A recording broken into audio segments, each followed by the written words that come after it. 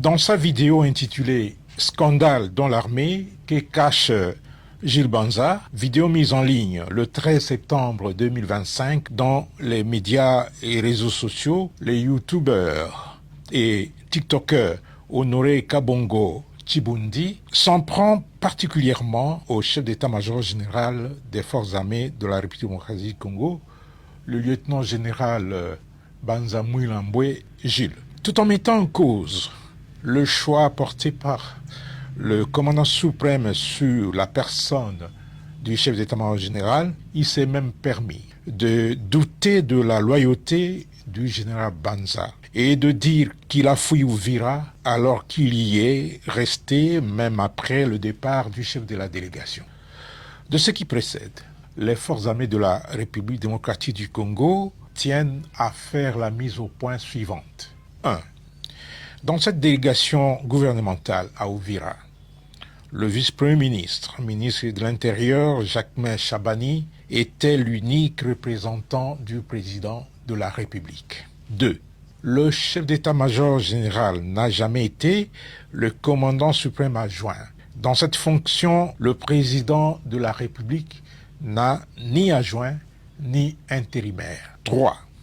Très discipliné et respectueux des lois, des règlements et des coutumes militaires, le chef d'état-major général n'est pas politicien pour prendre la parole dans une réunion publique présidée par une haute autorité gouvernementale, réunion consacrée à la remise d'un mémo dont la primeur était réservée au président de la République et que ni le vice-premier ministre, ministre de l'Intérieur, ni les chefs d'état-major général ne pouvaient commenter. En plus, la réunion du chef d'état-major général prévue avec les FARDC et les Wazalendo dans un cadre approprié avait été préalablement annoncée par le vice-premier ministre, ministre de l'Intérieur. 4.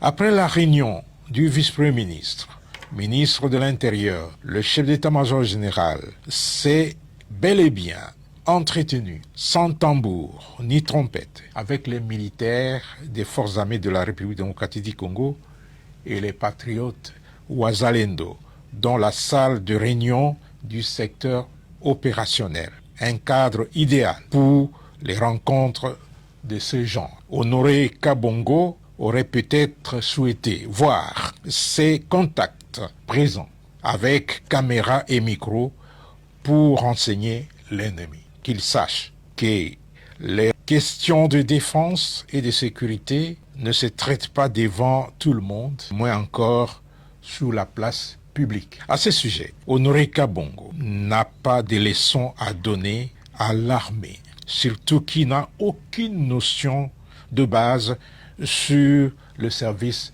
militaire. 5. Les forces armées de la République démocratique du Congo considèrent le discours de Honoré Kabongo comme une tentative désespérée d'opposer les FARDC unis aux Wazalendo pour une cause noble. Ce discours sert par ricochet la cause de l'agresseur de notre pays. 6. Enfin, M.